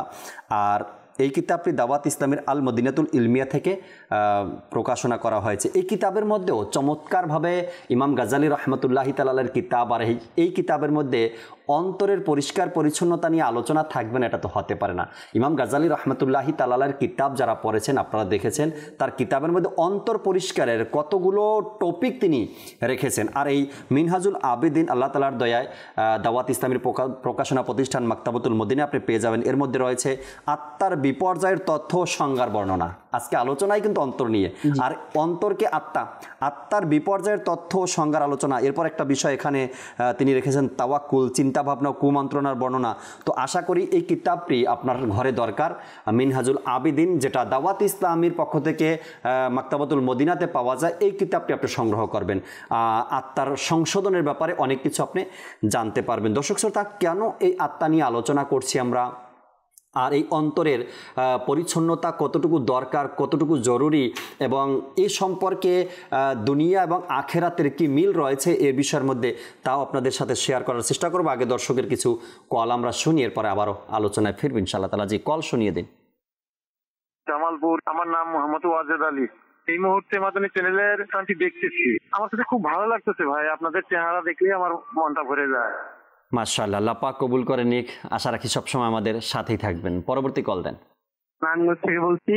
অনুষ্ঠানটা খুবই ভালো লাগছে, আমরা সবাই দেখি পরিবারের, এবং আমার বাপ মা সবাই সবসময় দোয়া করি মাদানী চ্যানেল যেন ঘরে ঘরে সবাই আলোকিত করতে পারে। মাশাআল্লাহ, আল্লাহ পাক কবুল করে নিক। আশা করি এভাবে সবসময় সাথেই থাকবেন। পরবর্তী কল দেন। আমার নাম মনসুর রহমান। আমি মাদানী চ্যানেল দেখি, খুব ভালো লাগে। জি জি, মাশাআল্লাহ, মাদানী চ্যানেল ভালো লাগে তাই সবসময় সাথেই থাকবেন ইনশাআল্লাহ তাবারক ওয়া তাআলা। শরীফ ভাই, আমি একটু আগে কয়েকটা আয়াতে কারিমার কথা বলছিলাম যে কোরআনে পাকের মধ্যে অসংখ্য জায়গায়, যেমন সূরা আনামের মধ্যে এসেছে 34 নম্বর আয়াতের মধ্যে আল্লাহ তাবারক ওয়া তাআলা এখানেও মানুষের অন্তরের ব্যাপারে ইরশাদ করেছেন যে আর নিশ্চয়ই আপনার পূর্বেও অনেক রাসূলকে মিথ্যা প্রতিপন্ন করা হয়েছিল, কিন্তু তারা প্রত্যাখ্যান ও নির্যাতনের উপর ধৈর্য ধারণ করেছিলেন যতক্ষণ না তাদের নিকট আমার সাহায্য এসে পৌঁছেছিল। আর আল্লাহর বাণীসমূহের অঙ্গীকারের কোনো পরিবর্তন নেই এবং নিঃসন্দেহে অন্তরের প্রশান্তির জন্য আপনার নিকট রসুলগণের সংবাদ এসে পৌঁছালো। এরপরে সূরা আনফালের 43 নম্বর আয়াতের মধ্যে আল্লাহ তাবারক ওয়া তাআলা ইরশাদ করেছেন, নিশ্চয়ই তিনি অন্তরের বিষয় ভালোভাবে অবগত আছেন। যে অন্তরের খবর আল্লাহর কাছে ভালোভাবেই আছে, সে অন্তরটা কেমন হওয়া দরকার বলেন তো? আমি উদাহরণ দেব এখানে। এখন আমাকে যেতে হবে আমার হেড টিচারের কাছে, হেড যিনি টিচার আছে আমার স্কুলের বা মাদ্রাসার, তার কাছে আমাকে যেতে হবে এবং তার কাছে যদি আমি ভালো পরিষ্কার পরিচ্ছন্ন কাপড় নিয়ে যেতে পারি, তার কাছে আমার চুলগুলো যদি পরিপাটি থাকে, তার সামনে যদি আমার পোশাকটা সুন্দর থাকে, তার কাছে যদি আমার লেবাসটা সুন্দর থাকে, তবে আশা করা যায় আমার লেখাপড়া শেষে হেড টিচার এই জন্যই ডাকছেন, কোনো ইনভাইট আমাকে করবেন। যদি আমি তার সামনে ওইভাবে নিজেকে উপস্থাপনা করতে না পারি, তবে হয়তোবা সেটা সম্ভব নয়। ওই মুহূর্তে আমরা কিভাবে যাব? একটা স্টুডেন্টের লেখাপড়া শেষ এবং তার জীবনের সবচাইতে ভালো টিচার তাকে যাওয়ার জন্য বলছে, কিছু একটা তার জন্য করবে। ওই মুহূর্তে কিভাবে যাব আমরা? যতটা সম্ভব ভালো পোশাক, পরিপাটি, চুল এবং যা কিছু বলেন আপনি, প্রত্যেকটা বিষয়কে নিজে তখন চেক করবে, আয়নার সামনে শতবার দাঁড়াবে, এরপরে নিজেকে পরিপাটি করে ওই ব্যক্তির সামনে যাবে যে আমার জন্য কিছু করার জন্য সে আমাকে ডেকেছে। আল্লাহ তাবারক ওয়া তাআলা প্রত্যেক ব্যক্তির অন্তরের খবর জানেন, অন্তরের বিষয়গুলো ভালো করে জানেন। আর সেই রবের সামনে আমাকে দাঁড়াতে হবে, আর সেই রবের সামনে আমাকে হিসাব দিতে হবে। সেই রব তাআলা কোরআনে পাকের মধ্যে বারবার বলছেন, তোমার অন্তরকে তুমি পরিষ্কার করো, তোমার অন্তরকে তুমি পরিচ্ছন্ন রাখো, কেননা অতি শীঘ্রই আমার কাছে তোমাকে ফিরে আসতে হবে। আর যদি আল্লাহ তাআলার দরবারে সেই অপরিচ্ছন্ন অন্তর নিয়ে যাই, ময়লা অন্তর নিয়ে যাই। আচ্ছা, আরেকটা বিষয় মনে পড়ে গেল এখানে, অন্তর তো মরিচা জমে যায়। অন্তর কেন অপরিচ্ছন্ন হয়? গুনাহের কারণে। যখন গুনাহ করতে করতে মানুষের অন্তরে মরিচা জমে যায়, আর সেই মরিচা জমার পরে ওই অন্তরটা অপরিচ্ছন্ন হয়ে যায়, মানে ময়লা জমে যায়, তখন আর ওই অন্তরে ভালো কোনো কথা ভালোর মতো লাগে না। আর বেহায়াপনা, এরপর আপনার নির্লজ্জা, এই সবগুলো তার কাছে ইজি মনে হয়। তো এই নোংরা অন্তর নিয়ে কিভাবে আল্লাহ তার রাসূলের সামনে যাব? ওই দিন তো খুবই সন্নিকটে, কোরআনে পাকের মধ্যে ইরশাদ হয়েছে কিয়ামত খুবই সন্নিকটে। তো সেই সন্নিকটে কিয়ামত, আর এই অন্তর নিয়ে আল্লাহ তাআলার দরবারে, আল্লাহর রসুলের সামনে, সাহাবা একরামের সামনে, আউলিয়া একরামের সামনে, নিজের পীর মুর্শিদের সামনে এই অন্তর নিয়ে কিভাবে দাঁড় হব আমরা? একবার চিন্তা করা দরকার নিজের অন্তরের ব্যাপারে। আর একটা বিষয় এখানে কাজ করে, যার অন্তর যেমন সে অপরের ব্যাপারে তেমনই চিন্তা ভাবনা করতে পারে, এর চাই ভালো কিছু চিন্তা ভাবনা করতে পারে না। জি শরীফ ভাই। জাকির ভাই, আমরা সবাই জানি যে শয়তান শুরুতে সে কিন্তু শয়তান ছিল না, সে ছিল মুআল্লিমুল মালায়েকা, ফেরেশতাদের সর্দার ছিল, উস্তাদ ছিল। শয়তান যে শয়তান হয়েছে, জি, তার পিছনের কারণ কি? কোন জিনিসটা তাকে শয়তান বানিয়েছে? শয়তানকে যে শয়তান বানানোর পিছনে তার অন্তর দোষী, মানে অর্থাৎ তার অন্তর হলো মেন। জি, সে চিন্তা করলো আদম আলাইহিস সালামকে আল্লাহ তাবারক ওয়া তাআলা মাটি দিয়ে সৃষ্টি করেছে, আমাকে আগুন দিয়ে সৃষ্টি করেছে। আগুনের কাজ হলো উপরে থাকা, মাটির কাজ হলো নিচে থাকা। তাই আমি কিভাবে আদম আলাইহিস সালামকে সিজদা করব? এই যে তার হিংসা, জি, আদম আলাইহিস সালামের সাথে, অর্থাৎ নবীর সাথে হিংসা আল্লাহ পাক রব্বুল আলামিন অপছন্দ করেছেন। তার এই জিনিসটাই, হিংসাই তাকে শয়তানের পরবর্তীতে তাকে শয়তান করে দিয়েছে। সম্মানিত স্থান থেকে তাকে লাঞ্ছিত জায়গায় পাঠিয়েছে তার অন্তর। এই অন্তরের কারণেই কিন্তু সে শয়তান হয়েছে, অহংকার চলে আসছে ভিতরে। জি, আর আল্লাহ পাক রব্বুল আলামিন মানুষ যতই সুন্দর থাকুক, তার পোশাক যতই সুন্দর থাকুক, আপনার পাগড়ি থাকুক, দাড়ি থাকুক, মিসওয়াক থাকুক, সব কিছু থাকুক, কিন্তু অন্তরে যদি লিল্লাহিয়াতের জন্য না থাকে, খুলুসিয়াত না থাকে, ইখলাস না থাকে, তার অন্তর যদি পরিষ্কার না থাকে, তাহলে আল্লাহ পাক রব্বুল আলামিন তার ইবাদত, তার রিয়াজত, তার কোনো কিছুই সুন্দর পরিষ্কার পরিচ্ছন্নতা তার কোনো কাজেই আসবে না। এই জন্য আল্লাহ পাক রব্বুল আলামিন ইরশাদ করেন যে আল্লাহ পাক রব্বুল আলামিন কিয়ামতের দিন আল্লাহ পাক রব্বুল আলামিনের কাছে মানুষের সন্তান, সম্পদ কোনো কিছুই কাজে আসবে না, কিন্তু সুস্থ অন্তর, অর্থাৎ পরিচ্ছন্ন অন্তর, যে অন্তরে মানুষের জন্য হিংসা ছিল না, মানুষের জন্য গীবত ছিল না, মানুষের খারাপ করার কোনো পরিকল্পনা ছিল না, এবং সদা সর্বদা মানুষকে কিভাবে উপকার করা যায়, আল্লাহ পাক রব্বুল আলামিন কোন কাজ করলে সন্তুষ্ট হন, ওই দিকেই কিন্তু যে অন্তরগুলো আপনার হলো কাজ করে, আল্লাহ পাক রব্বুল আলামিন ওই অন্তরকেই বলেছেন সুস্থ অন্তর। আর অসুস্থ অন্তর কোনগুলো? যে অন্তরে মানুষের প্রতি বিদ্বেষ থাকে, নিজের রিয়া থাকে, আমিত্ব থাকে, যে আমাকে সবাই ভালো বলুক, আমি যেন ফেমাস হয়ে যাই, আমি বড়, আমি জানি বেশি, আমি ভাইরাল ব্যক্তি। এই যে বিষয়গুলো, এইগুলো কিন্তু মানুষ আসলে আমাদেরকে চিন্তা করা উচিত যে এই বিষয়গুলো আমাদেরকে জাহান্নামের দিকে নিয়ে যাচ্ছে। আমির আহলে সুন্নাত দামাত বরকাতুহুমুল আলিয়া বাতিনি বিমারিওকে মালুমাত, ওটাতে আলা হযরত রহমতুল্লাহ তাআলা আলাই এবং ইমাম গাজ্জালি রহমতুল্লাহ তাআলা আলাই ওনাদের কিছু আপনার হলো অন্তর যে খারাপ করে মানুষের 47টা অসুস্থতা, অর্থাৎ 47টা বিমারের কথা উল্লেখ করেছেন। আল্লাহ, যে 47টা বিষয়ে মানুষের অন্তর খারাপ করে এবং এগুলো মানুষকে জাহান্নামের দিকে নিয়ে যায়। আমাদেরকে এই ইলমটা তো অর্জন করা দরকার, যে কোন কারণে আমার অন্তরটা অসুস্থ হয়ে যাচ্ছে। এই ইলমগুলো অর্জন করা আমাদের জন্য ফরজ। কারণ যদি আমি এই বিষয়ে জ্ঞানই আমার না থাকে, তাহলে আমি বাঁচবো কি করে? এই জন্য এই বিষয়গুলো আমাদেরকে জানতে হবে, জেনে আমাদেরকে এই বিষয় থেকে পরহেজ করতে হবে। আর যে বিষয়গুলো করলে আমাদের জন্য ভালো হয়, অন্তর এমন একটা জিনিস, আপনি একটা কাজ নিয়ত করেছেন কিন্তু করতে পারেন নাই, সত্য নিয়ত ছিল, আল্লাহ পাক রব্বুল আলামিন আপনাকে ওই কাজটা ইবাদত হিসেবে গণ্য করে সওয়াব দিবেন। সুবহানাল্লাহ। অন্তর কিন্তু আপনি ইবাদত যদি করেন, নিয়ত না করেন, আপনি কিন্তু ইবাদতের সওয়াব পাওয়া যাবে না। খুব গুরুত্বপূর্ণ একটা বিষয়। আপনি নিয়ত করেছেন যে আল্লাহ পাক রব্বুল আলামিন আমাকে যদি কখনো বিত্তশালী করে, তাহলে আমি আল্লাহ পাক রব্বুল আলামিনের রাস্তায় আল্লাহ পাক রব্বুল আলামিনের একটা ঘর নির্মাণ করব, একটা মসজিদ নির্মাণ করব, একটা মাদ্রাসা দিব, আপনি করতে পারেন নাই। কিন্তু যে নিয়ত যে ছিল অন্তরে, আপনার আল্লাহ পাক রব্বুল আলামিন আপনাকে দান করবেন। সুবহানাল্লাহ। অন্তরের সাথে কেমন একটা সম্পর্ক না এখানে।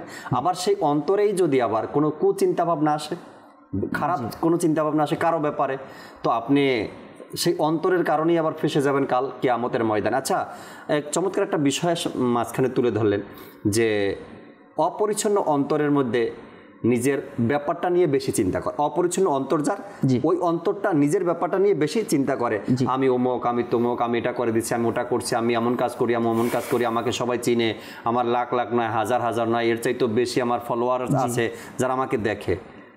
দুনিয়ার একজন ব্যক্তির ভালোবাসা পাওয়ার জন্য, একটা লাইক পাওয়ার জন্য কত রকমের আকুতি মিনতি আর কত কিছুই করেন আপনি, যে আল্লাহ তার রাসূলের নাফরমানি করলে জাহান্নামে যেতে হবে, সেই আল্লাহ তাআলার কি পছন্দনীয় বান্দা হতে মন চায় না? অন্তরটা কি কখন এটা বলে না যে আমি আল্লাহ তাআলার পছন্দনীয় বান্দা হয়ে যাই? এটাও অন্তরের সাথে সম্পর্কিত। আচ্ছা মিরাজ ভাই, একটা বিশ্লেষণে দেখা গেছে, পাওয়া গেছে এরকমের, যে অন্তর যে আছে মানুষের হৃদয়, কলব, এটা চোখের পলকের চাইতেও অতি দ্রুত পরিবর্তন হয়ে যায়। আচ্ছা, এটা এত মানে সেকেন্ডে কয়েকবার মানুষের অন্তরটা পরিবর্তন হয়ে যায়।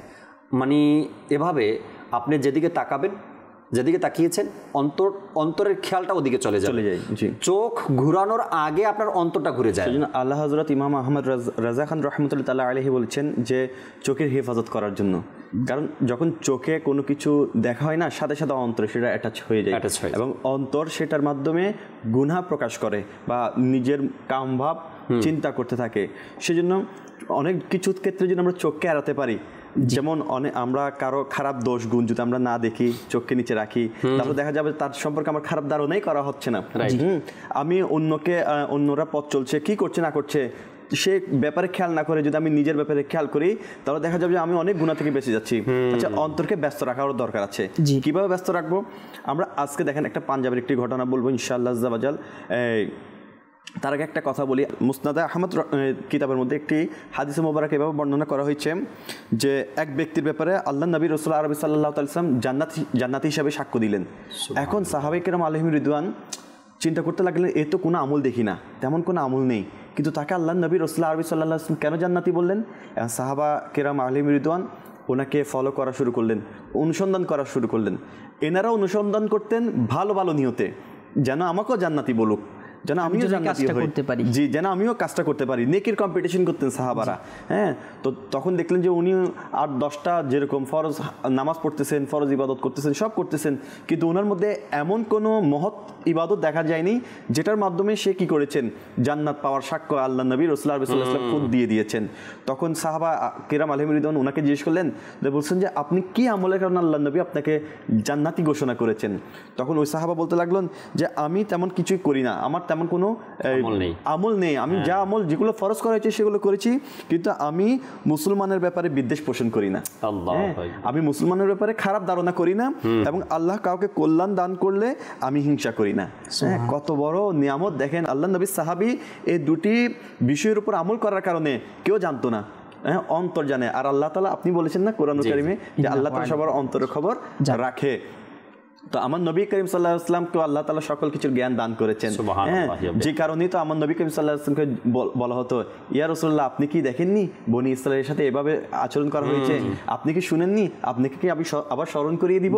এভাবে আমার নবী করিম সাল্লাল্লাহু আলাইহি ওয়াসাল্লামকে বারবার আহ্বান করে আমার আল্লাহ তাআলা এভাবে কথাগুলো বলছেন। তাহলে আমার নবী করিম সাল্লাল্লাহু আলাইহি ওয়াসাল্লাম কিভাবে তাকে জান্নাতি হিসেবে সাক্ষ্য দিলেন?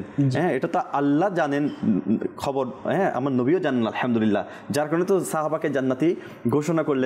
আর সাহাবারা যখন এটাকে পরীক্ষা নিরীক্ষা করলেন, দেখলেন যে তার কি জন্য তাকে জান্নাতি বললেন, দেখলেন যে সে অন্তরের মধ্যে কারোর ব্যাপারে বিদ্বেষ পোষণ করে না, আর কোনো কিছুতে হিংসা রাখে না। প্রত্যেক সাহাবায়ে কেরামের অন্তর পরিষ্কার ছিল আলহামদুলিল্লাহ। নবী করিম সাল্লাল্লাহু আলাইহি সাল্লামের সংস্পর্শে আসার আগে জি এমন তো ঘোষণা কেউ তাদের ব্যাপারে করেনি।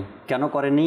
আমার নবীর সংস্পর্শে আসার আগে অন্তর পরিষ্কারও ছিল না, কেননা অন্ধকার জগতে তারা ছিল, আর এক মিথ্যা ইসলাম বা মিথ্যা ধর্মের তারা কাজ করত। কিন্তু যখন ইসলামের মধ্যে চলে আসলো, নবী করিম সাল্লাল্লাহু আলাইহি সাল্লামের সংস্পর্শে চলে আসলো, তখন তাদের অন্তরটা হয়ে গেল পরিচ্ছন্ন, পরিষ্কার হয়ে গেল।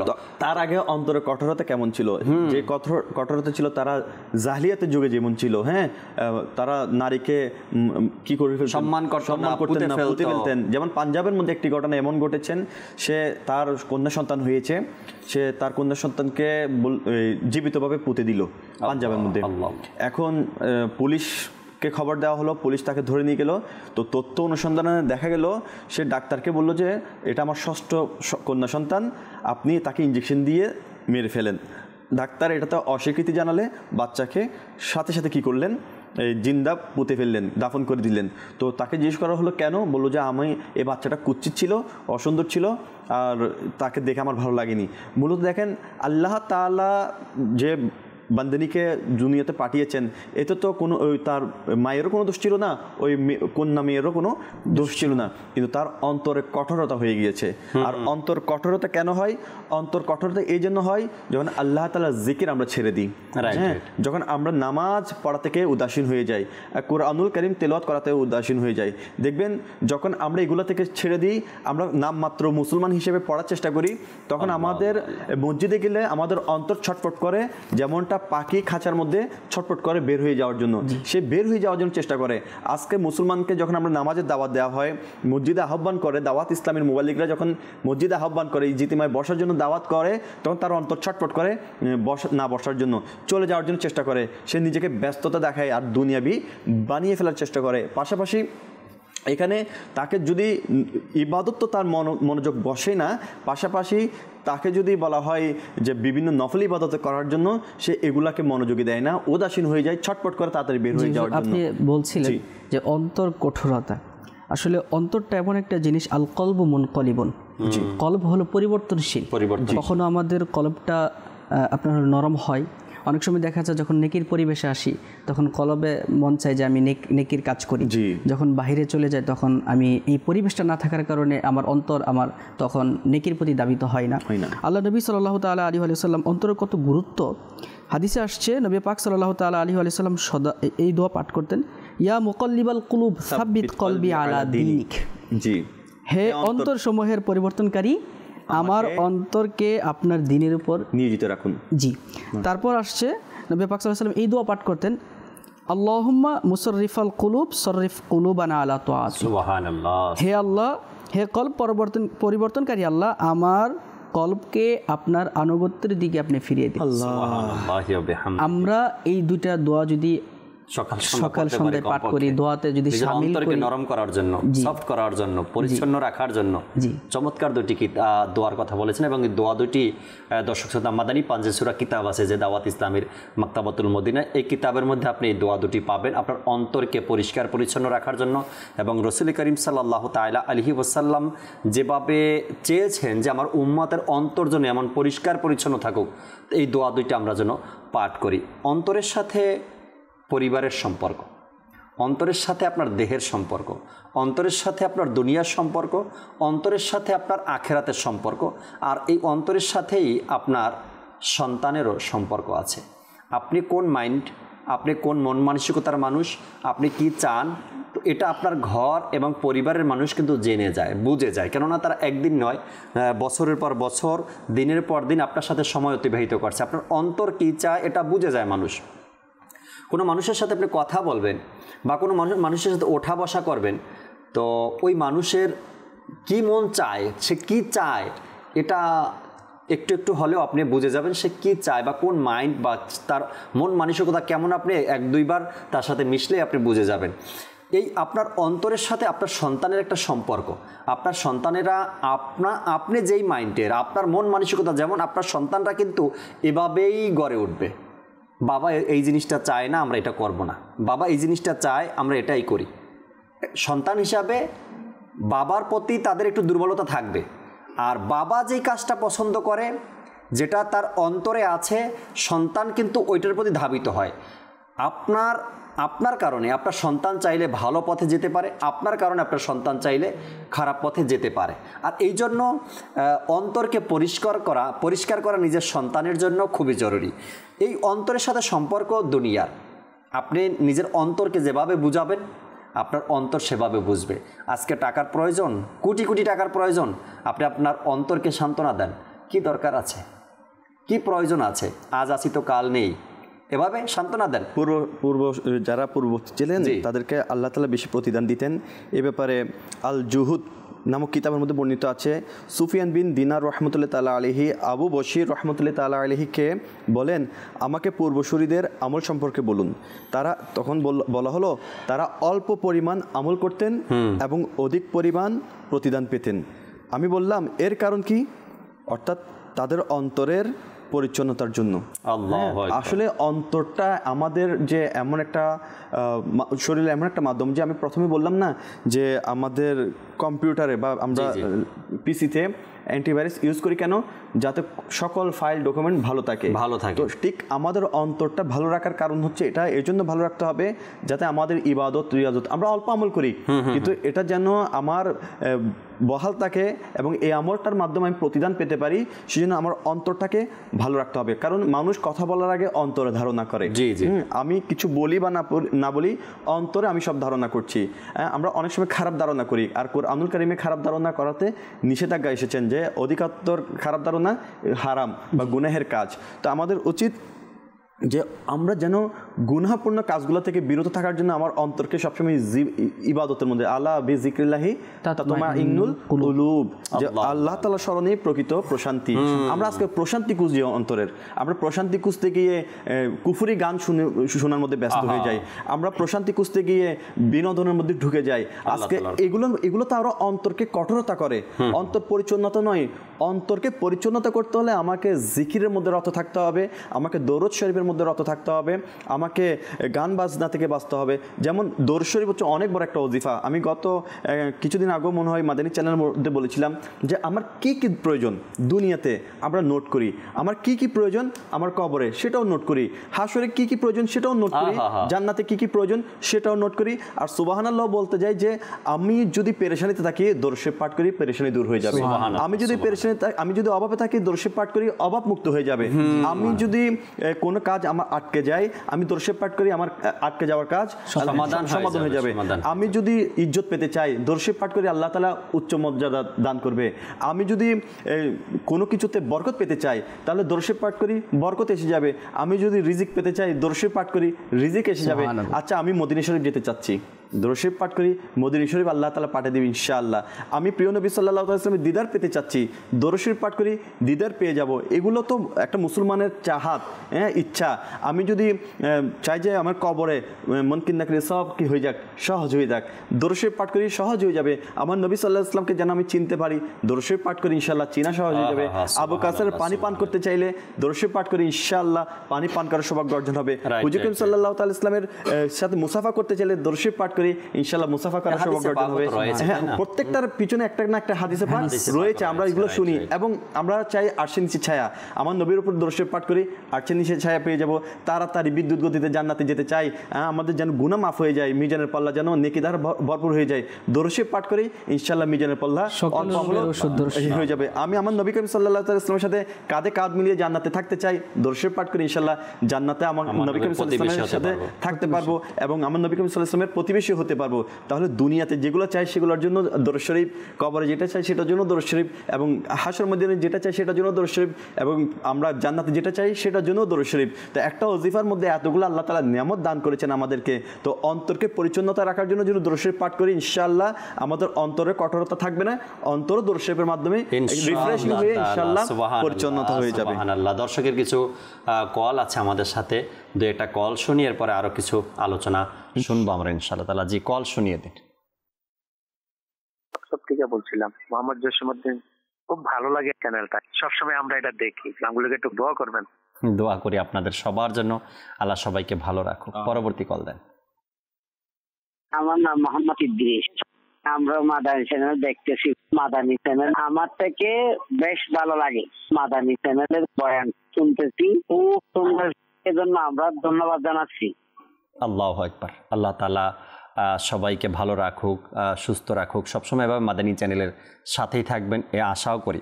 আল্লাহ পাক কোরআনে পাকের 27 পারা আয়াত সূরা হাদীদের আয়াত নম্বর 16 নম্বর আয়াতে আল্লাহ তাআলা ইরশাদ করেন, কানজুল ঈমান থেকে অনুবাদ, আর তাদের মতো হইও না যাদেরকে পূর্বে কিতাব দেওয়া হয়েছে অতঃপর তাদের উপর সময়সীমা দীর্ঘায়িত করা হয়েছে, সুতরাং তাদের অন্তর কঠিন হয়ে গেছে। ওই সকল মানুষের মতো হতে মানা করেছেন আল্লাহ তাআলা, যাদের ব্যাপারে এই আয়াতে কারিমার মধ্যে ইরশাদ করেছেন। এই আয়াতে কারিমায় আল্লাহ পাক পূর্ববর্তী জাতির কথা উল্লেখ করেছেন, ওই সব লোক যাদেরকে পূর্বে কিতাব দেওয়া হয়েছিল, তারা দীর্ঘ আশার মধ্যে নিমগ্ন ছিল, যার কারণে তাদের অন্তর কঠিন হয়ে গেছে। অতএব হে মুসলমানগণ, আল্লাহ পাকের মাহবুব সাল্লাল্লাহু আলাইহি সাল্লামের সত্যিকার গোলামগণ, তোমরা কখনো ওই সব আহলে কিতাবের ন্যায় হইও না, বরং দীর্ঘ আকাঙ্ক্ষা থেকে বেঁচে থাকো আর নিজেদের অন্তরকে খুব হেফাজত করো। আল্লাহ পাকের এই আয়াতে কারিমার ব্যাখ্যা বিশ্লেষণ আমরা শুনছিলাম। তিরমিজি শরীফের হাদিসে পাকের মধ্যে দর্শক শ্রোতা রয়েছে, আল্লাহ পাকের প্রিয় নবী সাল্লাল্লাহু আলাইহি সাল্লাম ইরশাদ করেছেন, কঠোর হৃদয়ের লোককে আল্লাহ পাক থেকে দূরে থাকে। হজরত মালিক বিন দিনার রাহমাতুল্লাহি তাআলা বলেন, মানুষকে যে শাস্তি দেওয়া হয়ে থাকে এর মধ্যে সবচেয়ে বড় শাস্তি হলো মানুষের হৃদয় কঠোর করে দেয়া। একটি হাদিস শরীফের মধ্যে বর্ণিত রয়েছে, নিশ্চয়ই আল্লাহ পাক তোমাদের শরীর ও আকৃতি দেখেন না, বরং তোমাদের অন্তর দেখেন। আল্লাহ পাক মানুষের শরীর আর আকৃতি দেখেন না, অন্তর দেখেন। ইমাম গাজ্জালি, একটু আগে যার কিতাবের পরিচয় আপনাদের সামনে তুলে ধরলাম, ইমাম গাজ্জালি রাহমাতুল্লাহি তাআলা বলেন, এই হাদিসে পাক থেকে বোঝা গেল অন্তর আল্লাহ পাকের দৃষ্টির স্থান। আশ্চর্য লাগে ওই ব্যক্তির উপর যে বাহ্যিকভাবে সজ্জিত করে, নিজের জাহিরকে ধৌত করে, ময়লা আবর্জনা পরিষ্কার করে, যাতে লোক তার কোনো বাহ্যিক দোষ ত্রুটি দেখতে না পায়, কিন্তু অন্তরের পরিচ্ছন্নতার ব্যবস্থা গ্রহণ করে না, যেটা আল্লাহ পাকের দৃষ্টির স্থান। এই যে কাপড় আছে, এই যে চেহারা আছে, সুন্দর ইমামা আছে, বা সুন্দর দাঁত আছে, চোখ আছে যেখানে আমরা সুরমা লাগাই, বা দাড়ি আছে যেখানে তেল লাগিয়ে সুন্দর করে রাখি, চিকচিকে করে রাখি, এদিকের দিকে দৃষ্টি কার পরে? মানুষের পরে। ইমাম গাজ্জালী রাহমাতুল্লাহি তাআলা চমৎকার বলেছেন না, যেই দিকে মানুষের দৃষ্টি পড়ে এটাকে তো পরিষ্কার রাখলাম, যেদিকে মানুষের দৃষ্টি পড়ে এটাকে পরিষ্কার রাখলাম, যেদিকে মানুষের দৃষ্টি পড়ে এটাকে সুন্দর রাখলাম, কিন্তু আল্লাহর দৃষ্টি যেখানে, মানুষের এই সুন্দর বাহ্যিক আল্লাহ দেখেন না, আল্লাহ দেখেন মানুষের অন্তর, সেই অন্তরটাকে আমরা পরিষ্কার করলাম না। এই জন্য বলছি আমি, এই যে মিনহাজুল আবেদিনের রেফারেন্স এখানে দেওয়া, এই মিনহাজুল আবেদিন কিতাবটা আপনারা যদি সংগ্রহ করতে পারেন তবে আল্লাহ চাই ইনশাআল্লাহ তাবারক ওয়া তাআলা অনেক কিছু জানার এবং বোঝার আছে। অন্তরের রোগের ব্যাপারে কয়েকটা বর্ণনা করতে চাই এখানে। আল্লাহ চাই ইনশাআল্লাহ তাআলা সূরা হাদিদের যে আয়াতে কারিমা, অন্তরের কঠোরতার প্রথম কারণ দীর্ঘ আকাঙ্ক্ষা, অর্থাৎ দীর্ঘকাল পর্যন্ত জীবিত থাকার বিশ্বাস, এটি অন্তরের কঠোরতার মূল কারণ। আল্লাহ পাক যে কোরআনে পাকের সূরা হাদিদের 16 নম্বর আয়াতের মধ্যে বলেছেন, অতঃপর তাদের সময়সীমা দীর্ঘায়িত হয়েছে, সুতরাং তাদের অন্তর কঠোর হয়ে গেছে। এই আপনার কঠোরতার কারণ দীর্ঘ আশা ভরসা করা, আমি অনেক দিন বেঁচে থাকবো, এরপরে মানুষের কি হয়, ধীরে ধীরে অন্তর কঠোর হয়ে যায় এবং নেকির প্রতি সে ধাবিত হতে পারে না। আর দ্বিতীয়ত বলা হয়েছে এখানে অন্তরের যে কঠোরতা হিংসার কারণে, আর হিংসার ব্যাপারেও কোরআনে পাকের মধ্যে আল্লাহ তাবারক ওয়া তাআলা আয়াতে কারিমে ইরশাদ করেছেন, এবং হিংসার ব্যাপারে বিভিন্ন আয়াত এবং হাদিসে পাকও রয়েছে। এভাবে করে যদি আমরা অন্তরের পরিচ্ছন্নতা খুঁজতে চাই এবং অন্তরকে ভালো রাখতে চাই, সুন্দর রাখতে চাই, সুস্থ রাখতে চাই, তবে আমাকে অন্তরের বিষয় নিয়ে যারা রিসার্চ করছে, কিতাব লিখেছে, কিতাবগুলো পড়তে হবে। কোরআনে পাকের অসংখ্য আয়াতের কথা আমি বললাম এবং আমাদের শরীফ ভাইও বললেন, কোরআনে পাকের যে সকল আয়াতগুলোর মধ্যে অন্তরের ব্যাপারে আলোচনা আসছে এগুলো আমাদেরকে পড়তে হবে। শরীফ ভাই যদি আরও কিছু শোনাতেন আমাদেরকে। জি জাকির ভাই, আসলে এতক্ষণ তো আমরা দীর্ঘ সময় ধরে শুনছিলাম যে অন্তর আমাদের কি হয়, অপরিচ্ছন্নিত হয়, অপরিষ্কার থাকে, অর্থাৎ গুনাহের কারণে। অন্তরকে হুজুর বলছেন মেরাজ ভাই কিছু পূর্বে, অন্তরকে কিভাবে মরিচা থেকে দূর করা যায়, গুনাহ মুক্ত করা যায়। আল্লাহ পাক রব্বুল আলামিনের জিকির, আলা বিযিকরিল্লাহি তাতমাইনুল কুলুব। আমরা অনেক সময় দেখা যায় যে ওই হারাম বিনোদনের মধ্যে আমরা গিয়ে অন্তরের প্রশান্তি খুঁজি, কিন্তু আমরা অনেক ইমানের চিন্তা করি না। অনেক সময় গানে কুফরি থাকে, ওটাতে যখন আমি গান শুনতে শুনতে একমত হই, অর্থাৎ আমি এমনিতে গান শোনা হারাম মিউজিক দিয়ে, তার মধ্যে যদি কুফরির সাথে আমি সহমত পোষণ করি, অর্থাৎ কেউ যদি সহমত পোষণ করে তাহলে সে কিন্তু কাফির হয়ে যাবে। তো এই যে বিষয়গুলো, এগুলো আমরা শিখবো কোথায়? আলহামদুলিল্লাহ দাওয়াত ইসলামী আমাদেরকে শিখার ব্যবস্থা করে দিয়েছে। যারা ছোট না, অর্থাৎ যারা প্রাপ্তবয়স্ক, বড় হয়ে গিয়েছে, আল্লাহ পাক রব্বুল আলামিন দাওয়াত ইসলামের মাধ্যমে আমাদেরকে একটা মাধ্যম তৈরি করে দিয়েছেন যেন আমরা ইলমে দিন শিখতে পারি। আমাদের 3 দিনের মাদানী কাফেলা, আমাদেরকে তারবিয়াতি কোর্স, আমাদেরকে ইসলাহি আমল কোর্স, তারপর আলহামদুলিল্লাহ আমাদের সামনে ইজতিমা আসছে। জি জি আলহামদুলিল্লাহ, ইজতিমাতে যে 3 দিনে সুন্নতওয়ার ইজতিমা, যখন আমরা ইজতিমাতে যখন যাব তখন আমি দেখবো একটা নেকির পরিবেশ, যেখানে লক্ষ লক্ষ আশিকান রসুল উঠে তাহাজ্জুদ নামাজ আদায় করছে, সুবহানাল্লাহ, 5 ওয়াক্ত নামাজ জামাত সহকারে আদায় করছে, কোরআনুল কারীমের তেলাওয়াত শ্রবণ করছে, জিকির করছে, দুরুদে পাক পাঠ করছে। তখন আমাদের অন্তর ইনশাআল্লাহ তাআলা, আল্লাহ যদি চায় তাহলে অটোমেটিকলি নেকির দিকে আসবে, ধাবিত হবে। এজন্য আমি দর্শকদের উদ্দেশ্যে বলতে চাই যে আমরা দাওয়াত ইসলামীর 3 দিনের সুন্নতওয়ারা ইজতিমা, আলিশান সুন্নতওয়ারা ইজতিমা, ওইটাতে আমরা অংশগ্রহণ করি এবং ইলমি দিন অর্জন করি। জি জি মাশাআল্লাহ। আল্লাহ পাক আমার হুজুর যেটা বললো সেটার সাথে আমি একটা কথা বলি যে দেখেন, যখন আমরা মানুষকে বুঝাতে যাই না, 12 মাদানী কাজে যখন যাই, তবলিগি কাজে যখন বুঝাতে যাই, তখন এমন একটা অবস্থা হয়, আমাদেরকে বলে মিরাজ ভাই যে আপনারা যখন বুঝান না, তখন ইচ্ছে করে যেন আমরা একেবারে দুনিয়া ছেড়ে দিই, একেবারে আখিরাতের জন্য চলে আসি। তো মন দিল একেবারে নরম হয়ে যায় যখন আমরা দুনিয়ার সাথে চলে যাই, সব কিছু ভুলে যাই। তো আমিও মাদানী চ্যানেলে অনেকে আছে এরকম, যখন দিনের কথা শুনেন হয়তো আপনার অন্তর বিগলিত হয়ে যায়, নরম হয়ে যায়, আপনিও চান যে একেবারে যেন দিনের পথে চলে আসি। তো দেখেন আসলে যখন অন্তর নরম হয়ে যায় তখন তৎক্ষণাৎ সে কাজটা করে ফেলা উচিত। তাতে করে কি হয়, অন্তর আর নফস আর আমাদেরকে বাধা দিতে পারে না। যেমন অনেকে সদকা করার নিয়ত করে থাকেন, তো দিব বলে আর দেওয়া হয় না, তখন কমতে কমতে একেবারে অনেক কমে যায়। আমি নিজেই তখন সদকা খাওয়ার নেওয়ার পর্যায়ে চলে আসি। তো সেজন্য আমাদের অন্তর কঠোরতা হওয়ার পূর্বেই, অন্তর নরম যখন হয়ে যায়, কঠোরতা হওয়ার পূর্বে আমলটা করে ফেলা উচিত। কেননা দেখুন, অন্তর কঠোরতা গুনাহের বৃদ্ধি ঘটায়, অন্তরের কঠোরতা দিন থেকে দূরে ঠেলে দেয়, অন্তরের কঠোরতা ইবাদত ও তিলাওয়াত আর আল্লাহর জিকিরের স্বাদ মুছে দেয়, অন্তরের কঠোরতা আল্লাহ তাআলার রহমতকে দূর করে দেয়। আজকে আমরা সবাই আল্লাহ তাআলার রহমত চাই, আমরা বলি যে আমার বরকত হয়ে যায়, হুজুর দোয়া করুন, দোয়া কেন কবুল হচ্ছে না, আমার এই অসুখ, এই বিপদ আপদ, আমার থেকে পিছুই ছাড়ছে না। তো আমি যদি অন্তরকে কঠোরতা রেখে ইবাদতে অলসতা হয়ে যায়, আল্লাহ তাআলা থেকে নিজেকে দূরে, যেমন আমার জাকির ভাই বললো না, আল্লাহ থেকে দূরে সরে দেয়, এখানে বললো আল্লাহ থেকে দূরে সরে যায়, রহমত থেকে দূরে সরে যায়, তাহলে আমার বরকত আসবে কোত্থেকে, আমি শান্তি পাবো কোথায়? তাছাড়া অন্তরের কঠোরতা দুর্ভাগ্যের আলামত। মোট কথা, এটা এমন এক রোগ যার কারণে আরও অনেক জাহিরি এবং বাতিনি রোগ জন্ম দেয়। বিভিন্ন হাদিস শরীফে এর নিন্দা বর্ণনা করা হয়েছে। হাদিসে মোবারকা, ইনশাআল্লাহ দুইটি হাদিসে মোবারকা শুনি, একটি তিরমিজি শরীফের, একটি আল জামিউদ সগীরের কিতাবের মধ্যে। একটি প্রথমটি হলো, পাষাণ হৃদয় ব্যক্তি আল্লাহ তাআলার রহমত থেকে অনেক দূরে থাকে।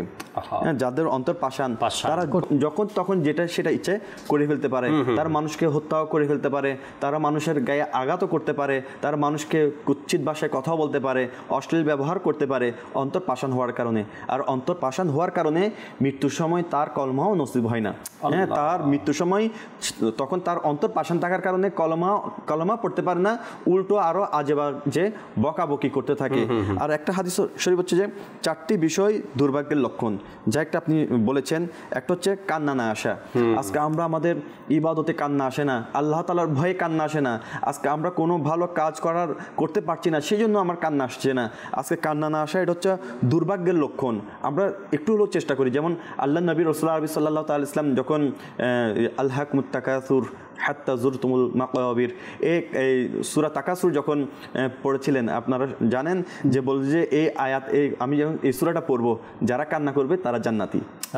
তো অনেকে কান্না করতে পারে নাই, বলছে ইয়া রাসূলুল্লাহ আমাদের তো কান্না আসে নাই। দ্বিতীয়বার আবার পড়েছেন, বলছে যারা কান্না করতে পারবে তারা জান্নাতি। তো তৃতীয়বার বলছে যে আমার কান্না আসে নাই। আল্লাহ নবী সাল্লাল্লাহু আলাইহি ওয়াসাল্লাম বলছেন যে কান্নার বাহানা হলেও করো, কান্নার মতো অন্ততপক্ষে কান্নার বাহানা হলেও করো, তাহলে ইনশাআল্লাহ এর তুমি নিয়ামত পেয়ে যাবে। আজকেও দেখা যায় যে অনেকেই কান্না করে দিন ধর্মতে এসে, তখন বলে যে সে লোক দেখানো ইবাদত করতেছে, দেখো সে কান্না করতেছে। এরকম এক আল্লাহর ওলি কারো ব্যাপারে খারাপ ধারণা করার কারণে সে 40 দিন পর্যন্ত আল্লাহ তাআলার ভয়ে কান্না করা তার থেকে উঠে গিয়েছে, সেজন্য অন্তরে খারাপ ধারণা করার কারণে। আর অন্তর শক্ত হৃদয়, কঠোর হৃদয় থেকে কখনো কান্না আসে না। ও তো অন্তর কঠিন হয়ে যাওয়া, এটা একটা লক্ষণ, দুর্ভাগ্যের লক্ষণ। দীর্ঘ আশা করা, এই যে আপনি বলেছেন দীর্ঘ আশা করা, আমাদের আসলে আশা থেকে দীর্ঘ আশা করব আমরা জান্নাতের জন্য, আমাদের কবর থেকে বাঁচার জন্য, এবং দুনিয়া লোভে পতিত হওয়া। তো এই সকল বিষয় সব একটার সাথে একটা রিলেটেড। সবকিছু অন্তর থেকে কিন্তু প্রথমে কি হয়, শুরু হয়, স্টার্টিংটা কিন্তু অন্তর থেকে হয়। তো আমরা যদি অন্তরকে কাবু রাখতে পারি, যেমন আমাদের গৌসে পাক বরফের আব্দুল কাদের জিলানী রাহমাতুল্লাহি আলাইহি, তিনার অন্তর বলছিলেন যে একটু ঘুমিয়ে পড়েন, তারপর ইবাদত করবেন। সেই অন্তরকে কষ্ট দেওয়ার জন্য, অন্তরের কথাকে অমান্য করে আল্লাহকে রাজি করানোর জন্য সেই জায়গায় যেখানে চিন্তা এসেছে সেখানে দাঁড়িয়ে 2 রাকাত নামাজের মধ্যে পুরা কোরআনুল কারীম খতম দিয়ে দিয়েছেন। কেন? অন্তরকে কখনো প্রাধান্য দেয়নি, অন্তরের ভালো নিয়তকে প্রাধান্য দিয়েছে, নফসের খারাপ নিয়তকে কখনো প্রাধান্য দেয়নি। অন্তরের কঠোরতা থেকে মুক্তির জন্য শাইখ তরিকত আমির আহলে সুন্নাত হযরত আল্লামা আবু বিলাল মুহাম্মদ ইলিয়াস আত্তার কাদেরী রাজওয়াই জিয়াইদ আহমদ বরকাতুল আলিয়া তার কিতাব মাদানী পাঞ্জের সূরার মধ্যে লিখেন 3টা ওজিফা, মাশাআল্লাহ, রুহানি চিকিৎসা। যে কেউ প্রতি নামাজের পর 100 বার ইয়া আল্লাহ পাঠ করবে, ইনশাআল্লাহ তার বাতিন প্রশস্ত হবে। সুবহানাল্লাহ। প্রত্যেক নামাজের পর 100 বার। বাতিন মানে অভ্যন্তরীণ, জি, অন্তর পরিষ্কার হবে, প্রশস্ত হবে। দ্বিতীয় ওজিফা, যে প্রতিদিন ফজরের নামাজের পর বুকের উপর হাত রেখে 70 বার ইয়া ফাত্তাহু পাঠ করবে, ইনশাআল্লাহ তার অন্তরের মরিচা ও ময়লা দূর হয়ে যাবে। সুবহানাল্লাহ, এটা অন্তর পরিষ্কার করার একটা মাধ্যম। জি। তৃতীয় ওজিফা, আর যে প্রতিদিন যে কোনো সময় দিনে 1 বার করে 7 বার ইয়া ফাত্তাহু পাঠ করবে, ইনশাআল্লাহ তার হৃদয় আলোকিত হবে। সুবহানাল্লাহ। আমরা যদি চাই এই আমলগুলো করতে পারি, যেন আমাদের অন্তর পরিষ্কার হয়। আল্লাহ আল্লাহ আল্লাহ আল্লাহ। অন্তর পরিষ্কার করার কিছু মাধ্যম রয়েছে, এবং অন্তরের কঠোরতা দূর করার কিছু মাধ্যম রয়েছে, অন্তর পরিচ্ছন্ন করার কিছু মাধ্যম রয়েছে। কোরআন ও হাদিস যদি আমরা দেখি তবে আমার এই কঠোর হৃদয়কে আলোকিত করার অনেকগুলো মাধ্যম কিন্তু রয়েছে। হয়তো আমরা সেই মাধ্যমগুলোকে খুঁজি না বা খুঁজে পাই না বা খুঁজে নেওয়ার চেষ্টা করি না। এটা আমার আর আপনার দুর্ভাগ্যের ব্যাপার। আমরা নিজের পোশাককে পরিষ্কার করার জন্য কখনো ঘরে পরিষ্কার করি, আবার কখনো দোকানে দিয়ে আসি, লন্ডিতে দিয়ে আসি যেন আমার কাপড়টা পরিষ্কার হয়ে যায়। কিন্তু আমার অন্তরটা যে অপরিষ্কার আছে, না আমি নিজে কখনো এটাকে পরিষ্কার করার চেষ্টা করছি, না হক্কানি রাব্বানি কোনো ওলামা ইকরামের কাছে কখনো গিয়েছি। আমি পরামর্শ দেব আজকের প্রোগ্রাম থেকে, আজকের অনুষ্ঠান থেকে, যার মনে হবে এটা নোট করেন, যার মনে হবে যে হ্যাঁ সম্ভবত আমার অন্তরটা পরিষ্কার না, যদি পরিষ্কার থাকতো তবে মানুষের ব্যাপারে এমন ধারণা কেন আসে, যদি পরিষ্কার থাকতো তবে হারাম থেকে কেন বাঁচতে পারি না, যদি আমার অন্তর পরিষ্কার থাকতো তবে আমি মিথ্যা থেকে কেন বাঁচতে পারি না, যদি আমার অন্তর পরিষ্কার থাকতো তবে আমি কুদৃষ্টি দেওয়া থেকে কেন বাঁচতে পারি না। যদি আপনার মনে হয় যে হ্যাঁ আমার অন্তরটা পরিষ্কার করা দরকার, আমি আপনাকে পরামর্শ দেব কেবলা শাইখে তরিকাত আমির আহলে সুন্নাত দামাত বারকাতুহুল আলিয়ার চমৎকার এক অনুষ্ঠান মাদানী মুজাকারা প্রতি শনিবার দিন রাতে আমির আহলে সুন্নাত দামাত বারকাতুহুল আলিয়া সরাসরি এই অনুষ্ঠানে অংশগ্রহণ করেন এবং হাজারো মানুষের প্রশ্নের উত্তর দিয়ে থাকেন।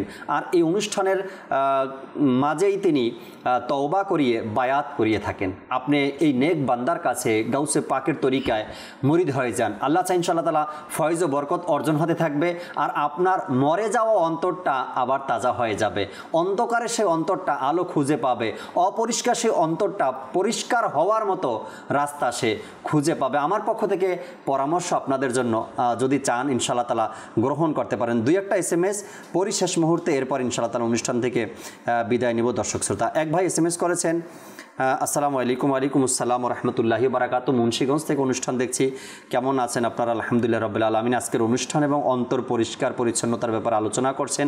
এই বিষয়টা নিয়ে আজকে না যুব সমাজের কোনো চিন্তা আছে, না সাধারণ মানুষের কোনো চিন্তা আছে, এমনকি আমাদের আশেপাশে যাদেরকে দেখি ইলিম বা ইলিমের কথা বলে তাদের কাছেও চিন্তা ভাবনা নেই।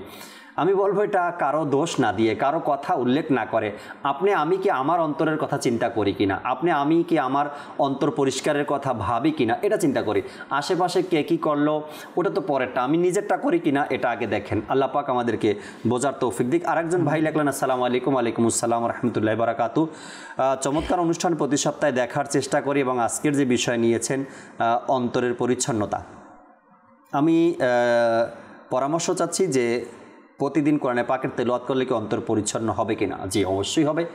ওলামা ইকরাম বলেন যদি কোনো ব্যক্তি আল্লাহ তাআলার সাথে কথা বলতে চায় সেজন্য কোরআনে পাক পড়তে বসে, বিশুদ্ধভাবে পড়তে হবে। হ্যাঁ, বিশুদ্ধভাবে পড়তে হবে, সহিহ শুদ্ধভাবে কোরআনে পাকের তেলাওয়াত করতে হবে। যদি কোনো ব্যক্তি আল্লাহর সাথে কথা বলতে চায় সেজন্য কোরআনে পাক তেলাওয়াত করতে বসে যায়, তো আপনি কোরআন পড়বেন, অবশ্যই ইনশাআল্লাহ তাবারক ওয়া তাআলা এর মাধ্যমে আপনার অন্তরও পরিষ্কার হবে এবং আল্লাহ তাআলার সাথে কথা বলার যে স্বাদ, সেই স্বাদটাও আপনি অনুভব করতে পারেন। আল্লাহ তাআলা আমাদের অনুষ্ঠানকে, আমাদের আজকের আলোচনাকে কবুল করে নিক এবং যা শুনেছি আল্লাহ তাআলা যতটুকু সম্ভব হয় যেন আমরা আমল করতে পারি নিজের অন্তর পরিষ্কারের ব্যাপারে এবং অন্তরকে পরিচ্ছন্ন রাখার ব্যাপারে যেন আমরা চেষ্টা চালাতে পারি। আল্লাহ তাআলা সে তৌফিক আমাদেরকে দান করুক, আমিন বিজাহিন নবিল আমিন সাল্লাল্লাহু তাআলা আলাইহি ওয়াসাল্লাম। দর্শক, আগামী পর্বে আবারও নতুন কোনো বিষয় নিয়ে আল্লাহ চায় উপস্থিত হবে মোবাইল লিগে দাওয়াত ইসলামী। সে পর্যন্ত মাদানী চ্যানেলের সাথেই থাকুন। সাল্লু আলাল হাবিব সাল্লাল্লাহু তাআলা আলা মুহাম্মদ সাল্লাল্লাহু তাআলা আলাইহি ওয়াসাল্লাম।